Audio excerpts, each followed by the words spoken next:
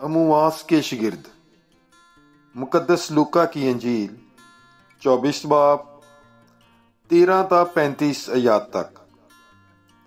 और देखो, उसी दिन उनमें से 2 अमुवास नामी एक गांव की तरफ जा रहे थे, जो यरूशलेम से तकरीबन 60 गलवा दूर है।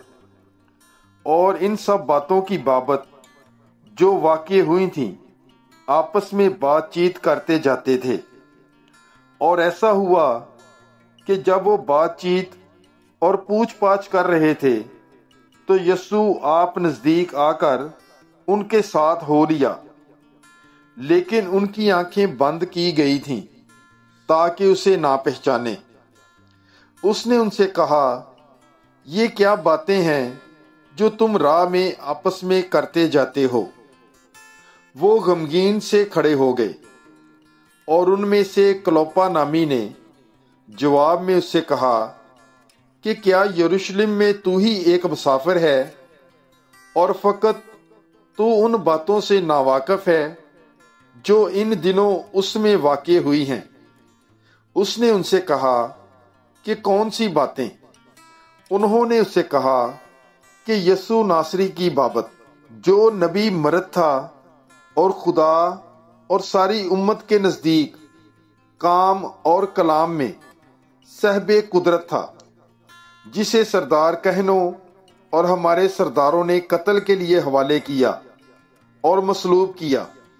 मगर हमें तो उम्मीद थी कि यही इसराइल को मुखलिसी देगा। और इन सब बातों के अलावा इन वाक़यात को आज 3रा दिन हुआ है, और हम में से चंद औरतों ने हमें हैरान कर दिया है। वो तड़के उसकी कब्र पर गईं और उसकी लाश को ना पाकर आईं और बोली कि हमने फरिश्तों का रोया देखा जो कहते थे कि वो जिंदा है। और बाज ने हमारे साथियों में से कब्र पर जाकर जैसा कि उन औरतों ने कहा था वैसा ही पाया, मगर उसे ना देखा।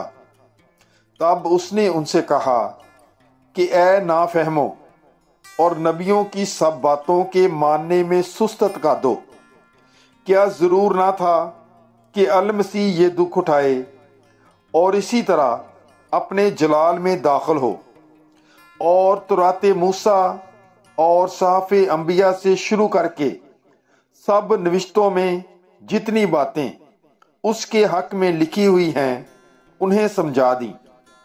इतने में वो उस गांव के नजदीक पहुंच गए जहां वो जाते थे, और उसके अतवार से ऐसा मालूम हुआ गोया कि वो आगे बढ़ना चाहता है। तब उन्होंने ये कहकर उसे बासरार रोका कि हमारे साथ रह, क्योंकि शाम होने लगी है और दिन बहुत डल गया है। बस वो अंदर गया ताकि उनके साथ रहे।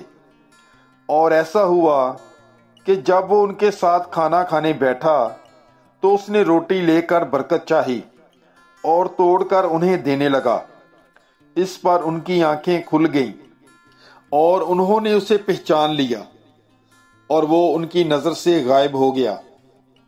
और उन्होंने आपस में कहा कि जब राह में वो हमसे बातें करता और हमारे लिए नविश्तों को मुनकशिफ करता था, तो क्या हमारा दिल पुरजोश ना हो गया था? और उसी घड़ी उठकर वो यरूशलेम को वापस गए और उन 11 और उनके साथियों को इकट्ठा पाया। और वो कह रहे थे कि खुदावंद सचमुच जी उठा है और शमौन को दिखाई दिया है। तब उन्होंने सब कुछ बयान किया कि राह में क्या क्या हुआ और क्यों कर उन्होंने उसे रोटी तोड़ने के वक्त पहचाना। पाक कलाम के पढ़े और सुने जाने पर खुदावंद की बरकत हो। खुदा का शुक्र हो। God bless you. Bible is life.